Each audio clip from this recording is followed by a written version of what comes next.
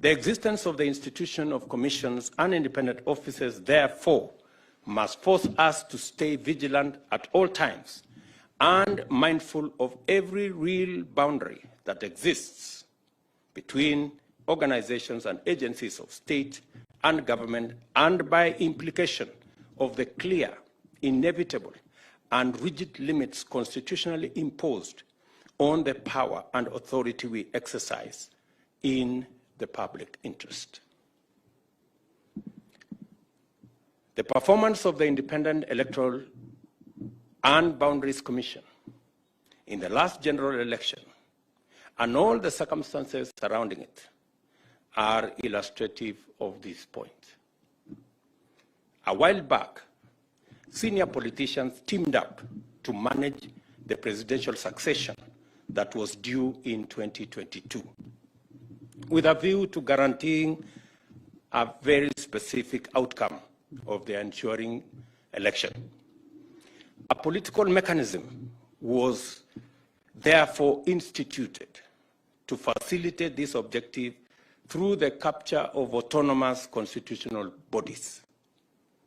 In the case of the IEBC, this mechanism resolved to infiltrate the organization by introducing at its highest level 4 sleeper commissioners whose sole task was to lie in wait for the election, then spring into action and take drastic actions to subvert the will of the people.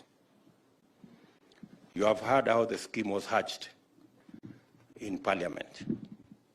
At the same time, the mechanism constituted a syndicate to execute a series of strategies consisting of bribery, blackmail, extortion, threats, and intimidation of various public officials of the IEBC, attempt their abduction, torture, and assassination, to storm the National Tallying Center and attempt treasonous insurrection, use of violence to cause the alteration of the vote tallying, as well as entice or bribe or force the IEBC chair to announce their favored candidate, or failing this, eliminate him and replace him with a willing accomplice from among the sleepers.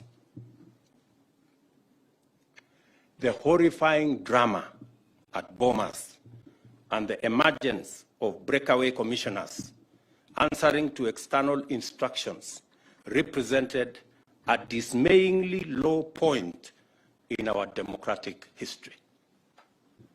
A policy to subvert the wishes of the people had even been sanctioned at the highest offices of the state.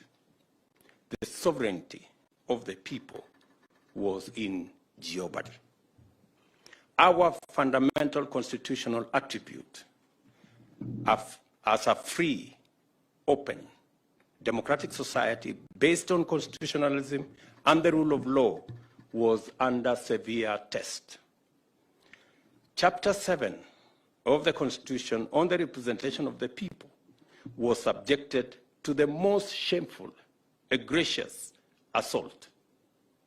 As a result, the nation's legitimate mechanism for constituting parliament and the executive was under serious threat of chaos and paralysis.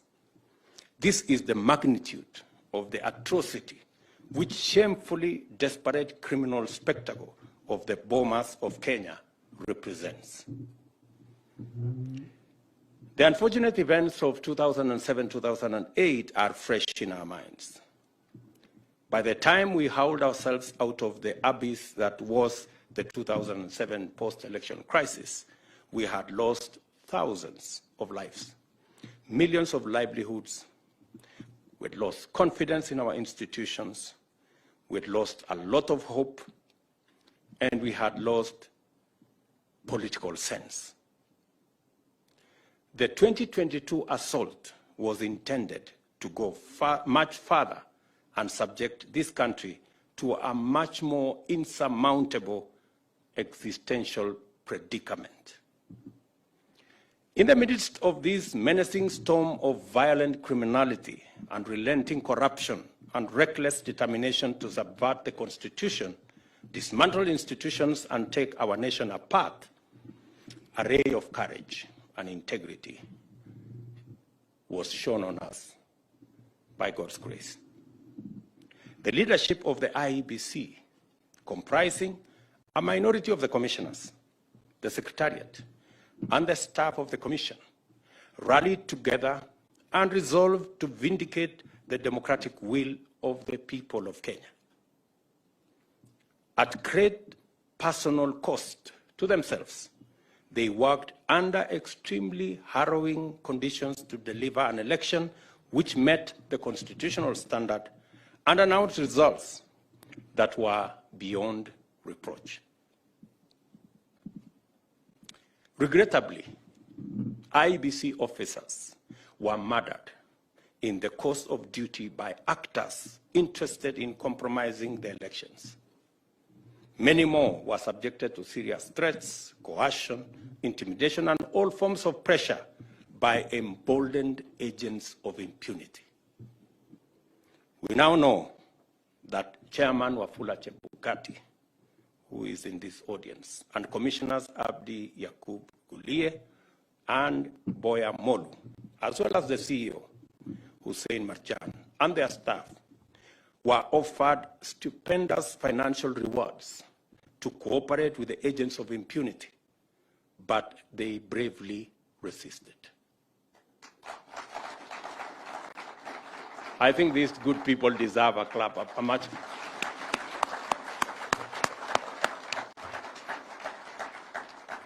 We also know that they were subsequently threatened with dire consequences for them and their families if they did not do the system's bidding and overturn the choice of Kenyans. Again, we know that they stood strong and firmly said no. Can we clap for these people?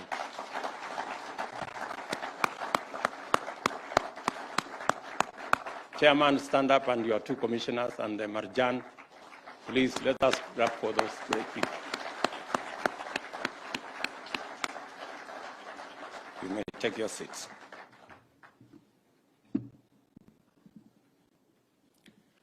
We also know that there was a direct attempt to abduct Wafula Chebukati and murder him so that the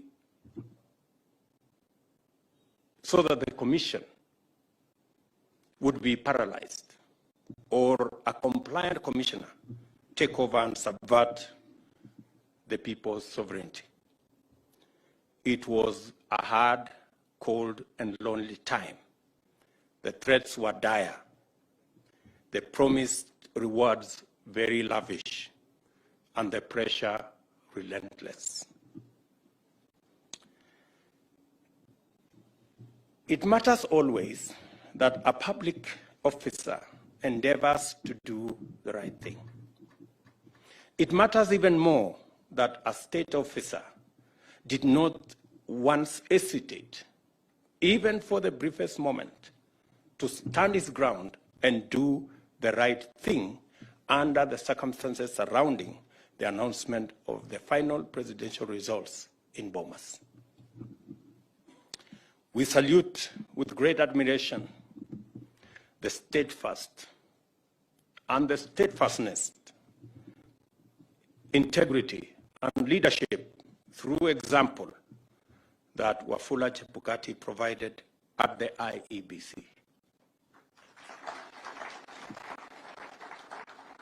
It is this uncompromising commitment to his constitutional responsibility that enabled Chebukati lead IEBC in learning effectively from the 2013-2017 elections to deliver an election that met the highest standards, and in fact, that was unstealable. It takes a person who can stare death in the face and nevertheless